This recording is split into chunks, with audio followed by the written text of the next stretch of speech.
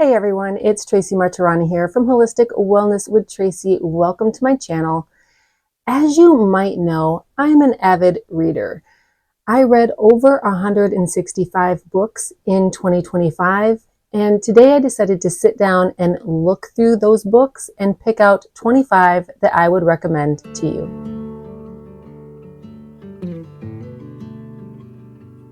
I can never remember what books I've read.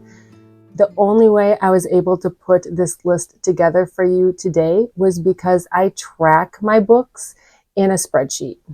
Yes, I am that kind of geek. I use a spreadsheet to track my reading. The nice thing about a spreadsheet is that you can also track other things. So in addition to just the book and the author, I track how many pages the book was so I can see how many pages I read throughout the entire year. I track the genre and subgenre, so whether it was fiction or nonfiction, and then the subgenre within that. I track the format, so was it a physical book? Was it an audio book? Was it an ebook?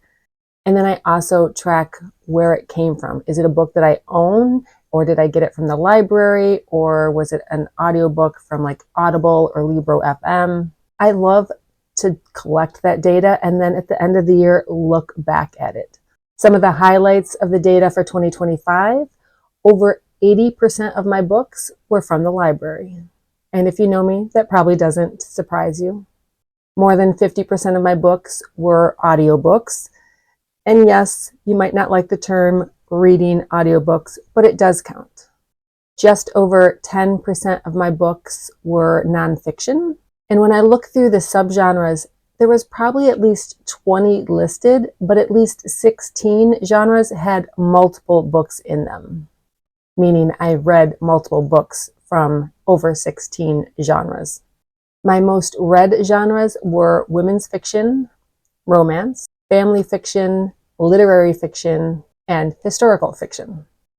When I sat down to pick out the 25 books I wanted to share with you, the thing that I looked at from my spreadsheet was my rating system.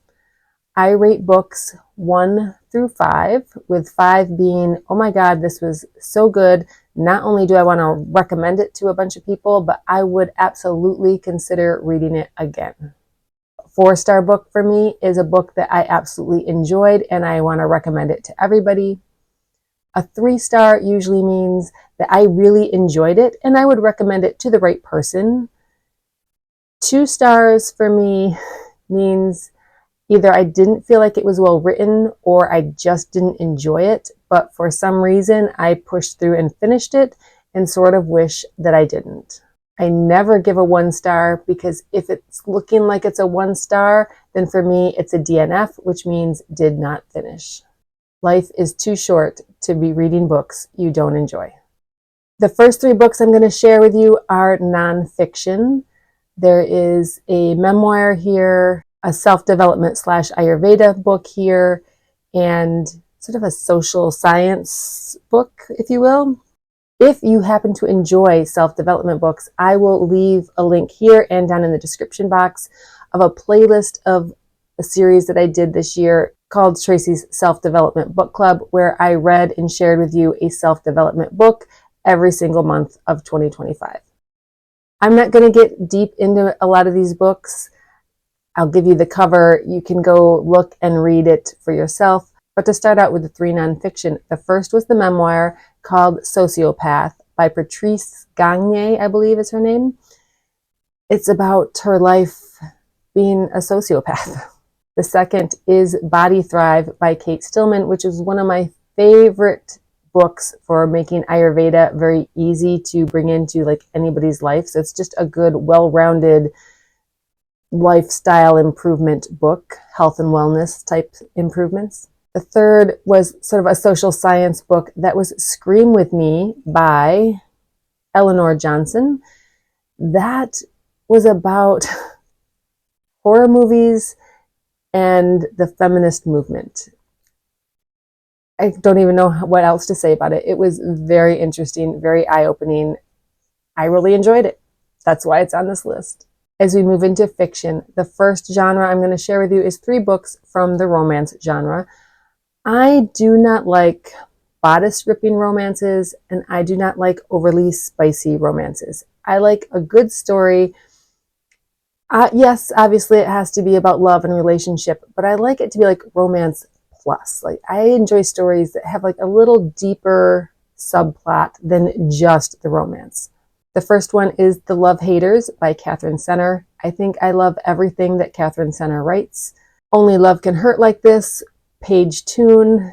This one I recommend having Kleenex handy.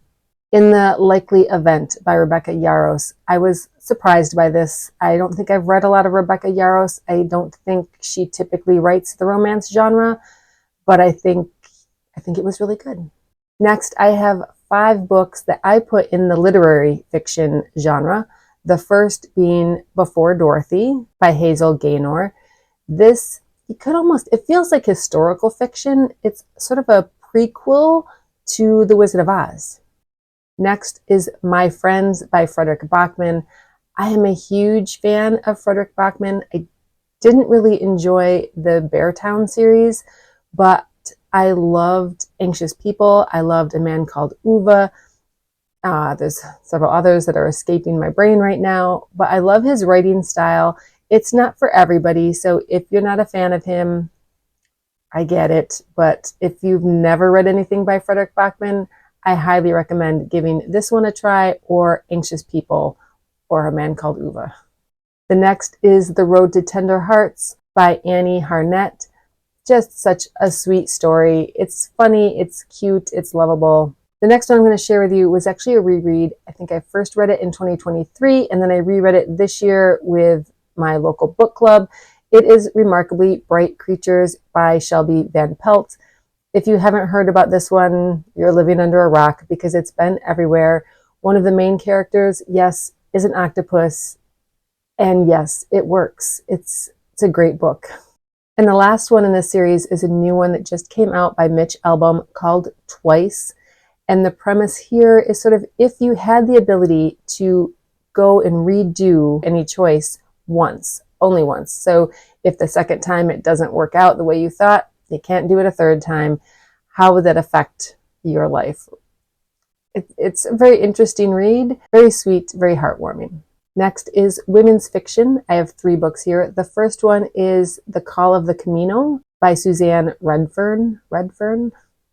This is about a woman's desire and her trip over to Spain to walk the Camino. Next is The Briar Club by Kate Quinn. You probably could call this historical fiction as well, but for me, it was much more about the women's relationships than it was like the time period. And the last one in this genre is The Poppy Fields by Nikki Ehrlich, I think is her name. This one is a very unusual premise of a place, an institution where you can go when you're grieving. And then another one I loved, The Other Side of Now by Paige Harrison. This one is magical realism, if that's your sort of thing.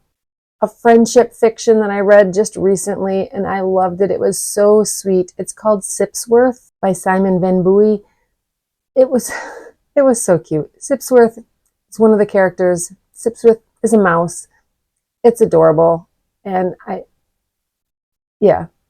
just read it. I love a good humorous book. A book that makes me chuckle shoots right up high, top of my list. So I have 2 really good ones that I loved. The first one was a reread. I read it several years ago. We read it again as part of my book club. It is The Guncle by Stephen Rowley. It is about a gay man who sort of ends up having to take care of his niece and nephew for the summer while their father is grieving the loss of his wife. It is so sweet, so funny, touches on some serious subjects while also making you laugh. And I love any book that has that duality of serious, sad, hard stuff mixed with laugh out loud funny. Which, back to Anxious People by Fredrik Backman, that's why I love that book so much. The next one is The Borrowed Life of Frederick Fife. The Borrowed Life of Frederick Fife. Yes, that is it. It is by Anna Johnston. This is the story of a guy who accidentally ends up sort of falling into a situation where he is misidentified as someone else, and he's taken to the old folks' home where that someone else lived and is sort of living his life. A couple great suspense slash thriller books. The first one would be Wild Dark Shores by Charlotte McConaughey. Again, this one you could put in a couple different genres. I feel like it was very suspenseful, very thrillery. There is a family fiction element. This is about a family who lives on this tiny remote island off of Australia where they are tasked with taking care of a seed vault where the world is keeping seeds from all different plants. So in case of a catastrophic event, the seeds are available. Due to climate change and some other issues, they are having to leave that island. It's a thrilling story, I think. I loved it. It was also a reread for me. I read it last year, read it this year again with the book club. And then there's The House of Glass by Sarah Pekkanen. I'm probably screwing up that name a lot. And what's funny is I gave this book 5 stars. I loved it. I said I wanted to reread it. I can't remember anything about it. And then I went and looked it up on Amazon and reread the description. And I was like, vaguely sounds familiar. So guess what is going to be one of my first books to reread this year? It'll be House of Glass. I read a lot of historical fiction, but I do get tired of World War II historical fiction. This one is The Women of Arlington Hall by Jane Healy.